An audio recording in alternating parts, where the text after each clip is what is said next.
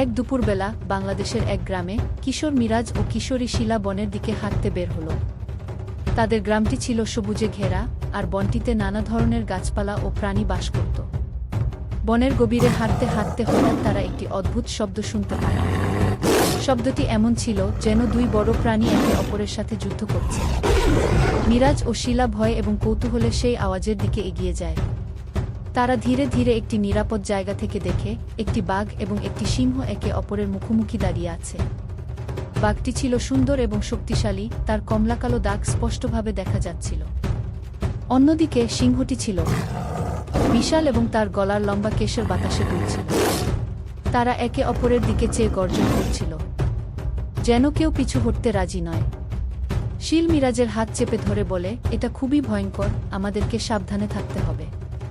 মিরাজ মাথা নাড়ে এবং বলে, আমরা দূর থেকে দাঁড়িয়ে দেখব, কিন্তু দুজনকেই একদম চুপচাপ থাকতে হবে। ঠিক তখনই বাঘ সিংহর মধ্যে যুদ্ধ শুরু হয়ে যায়। প্রথমেই বাঘটি ঝাঁপিয়ে পড়ে সিংহটির উপর, কিন্তু সিংহটি দ্রুত তার থাবা দিয়ে আঘাত করে। তাদের লড়াইয়ে গাছের পাতা ছড়তে থাকে, আর আশেপাশের ছোট প্রাণীরা পালিয়ে যায়। তারা একে অপরের সাথে শক্তি ও চাতুর্যের পরীক্ষা দিতে থাকে।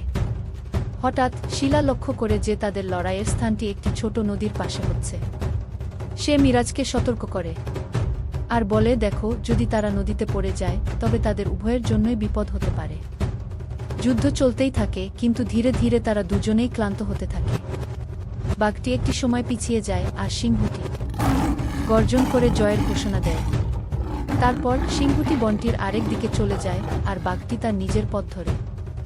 মিরাজ ও শিলা গভীর শ্বাস নেয়।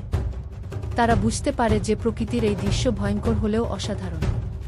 তারা সিদ্ধান্ত নেয় যে এই ঘটনা কারো কাছে বলবে না, কারণ মানুষ যদি জেনে যায় তাহলে বনের প্রাণীদের শান্তি বিঘ্নিত হতে পারে।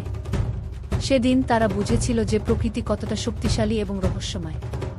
তারা বনের পথে ফিরে যেতে যেতে আরও অনেক কিছু শিখেছিল।